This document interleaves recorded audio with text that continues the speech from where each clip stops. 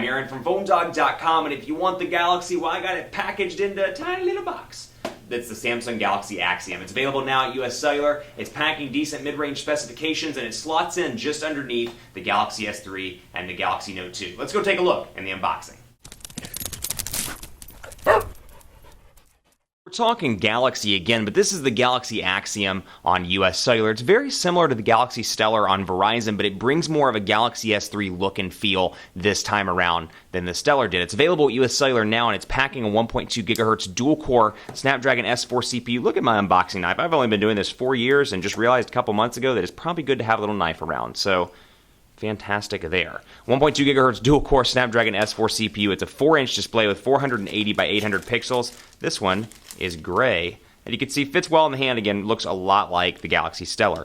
4.83 ounces. You're rocking Android 4.0 over here with TouchWiz. It is an LTE device, so that's that. And again, typical Samsung stuff. AC adapter, USB cable, quick reference guides, health, safety, and warranty guides. I love this stuff. Says pretty much no one ever. Nobody really reads this. Maybe they do read it. I'm not sure. I don't have any specs in front of me or any stats in front of me, but health, safety, and warranty guide. You got US Cellular on Google Play, and then Galaxy Axiom quick reference manual over here. 2,100 milliamp hour battery. So the good thing about that is, yeah, it's got 4G LTE, but it's a much smaller display than the Galaxy S3 and the Galaxy Note 2, and it's got the same battery size as the Galaxy S3, 2,100 milliamp hour battery. Did you hear that pull off of that plastic? That was awesome. Woo, doggies. And then, of course, again, same kind of design theme as the Galaxy S3, as you can see right here. Very similarly designed. It's got 1 gigabyte of RAM, 4 gigabytes of internal storage, and then on the back, you've got your 4G LTE SIM card slot, and then you've got a micro SD card slot as well, and then, of course, your 2,100 milliamp hour battery. So design-wise, again, I can't emphasize enough how similar it is in a lot of ways to the Galaxy S3, but what's nice about this is, unlike the Stellar, you can kind of get that look and feel, and, you can spend a little bit less money and say, I've got a phone that kind of looks like the Galaxy S3. Typical menu, back button down here, volume rocker, and micro SD card slot. I apologize, I thought it was behind the SIM card slot, but did not see that. Micro SD card slot, power button over here on the right side, 3.5 millimeter headphone jack up top. It's time to power the sucker on. And I'm not in a US Cellular coverage area, or native coverage area, so we won't be getting 4G LTE connectivity. What we will see, though, is what it looks like when powered on. Android 4.0 with TouchWiz, so you're not going to get the same nature effects that you get with the Galaxy S3 and the Note 2, at least the full experience that you get with the Galaxy S3 and the Note 2. But still a really decent-looking display here, 480 by 800 pixels, so it's nothing amazing, but still looks nice. And again, the colors really complement it well. I like the gray a lot. Typical Samsung look and feel here. Swipe the screen to unlock. So, with a 1.2 gigahertz dual-core processor, it's going to bring a relative level of speed, and it's loading up right now, but a relative level of speed to this device for a decent price. So if you don't want to spend the money for the Galaxy S3 or Galaxy Note 2, you can pick up this device, save a little bit of coin. I hate that word, coin. Save a little bit of coin. I'm going to see how obnoxiously I can say that. But still get a device that's relatively decent and has decent specs. So runs pretty fast. Portrait landscape, nice and fast. 4-inch display here. We'll say the Quick Brown Fox. Happy to be here. Brown Fox is happy to be here. A little harder to type on because it is a smaller 4-inch display, but you can see here, landscape mode, and it's making some loud US Cellular noises. Let's see what kind of notifications we're getting here. Typical stuff up top here, and keep in mind, again, running Android 4.0, so it doesn't have the clock like Android 4.1 Jelly Bean that you would see on the S3 now or the Note 2 out of the box, but you do get the auto area over here where you can turn the brightness up and down. You get the world clock, and let me wipe that off a little bit, my smudges on the fingerprints. No, let's go ahead and cancel that. I don't want to do that right now.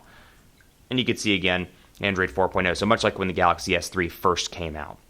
Roaming, we'll go through here, and it is roaming. Like I said, I'm not in a native US Cellular coverage area, but you do get power-saving features. You get the display options here, including the ability to turn the font size down. My favorite thing, displaying the battery percentage. I can see I've got 59% remaining, and go back out. Let's take a look at the browser, though. Really, the downside here, if you're looking at this device versus another one like, again, Galaxy S3, the Note 2, the screen size is going to be a huge thing for a lot of people. So if you can make it through the a 4-inch display, Phone Dog, let's try that again.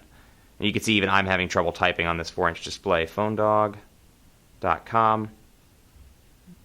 And I did not type it in properly, or it did not go through. Come on. It's kind of annoying. Let's do Phone Dog. I thought I had it pre-typed, but whatever. PhoneDog.com. Let's try this one more time and take a look. Running again on 3G right now, roaming, but still kind of a thicker device in comparison to the other Samsung options out there.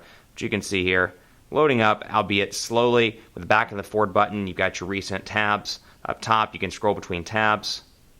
Take it old school. Scroll betwixt tabs. Egads. Scrolling betwixt. Anyway, I don't know. I'm kind of loopy. I haven't had enough coffee today. Or maybe I've had too much. You'll never know. But pinch to zoom capability is still intact. Everything's pretty easy to use on this device. And then out of the box, you get the typical US Cellular stuff, including VPN clients on their wallet. And that looks to be about it. You're not getting a whole lot of US Cellular pre-installed applications, which is surprising here. No telenav. Well, that's pretty impressive. US Cellular stuff looks like it's relatively minimal, if not there at all. That's pretty impressive all around. Kudos to Samsung and US Cellular for that one. Keep it locked on PhoneDog.com. Before we go, I want to thank our sponsors at Best Buy Mobile for giving us devices for the One Paw Bandit giveaway game. Walk into Best Buy Mobile, you're going to walk out working. They're going to get your email, your web, all that stuff set up. I hate setting stuff like that up, especially when I review so many phones on a regular basis. It's easy at Best Buy Mobile. Keep it locked on PhoneDog.com for continuing coverage of the Samsung Galaxy Axiom on US Cellular. We'll put this to the test and see how it performs not only against other devices in the similar area or similar marketplace, but Galaxy S3, Note 2, Droid DNA, all the different ones. We'll see how they perform. And this, you know what, brings a nice value proposition to US Cellular. If you don't want to spend that money, you still want the TouchWiz look and feel. You got a very similar appearance all around over here with the widgets, with the contacts. Everything looks very similar to the Galaxy S3, but you're probably saving some money or saving some coin, as I would say. Keep it locked. That sounds so terrible. Keep it locked on PhoneDog.com for continuing coverage. Hit me up on Twitter, PhoneDog_Aaron, Facebook, Facebook.com/HiAaronBaker. Let me know what you think of this device. And as always, we'll see you next time.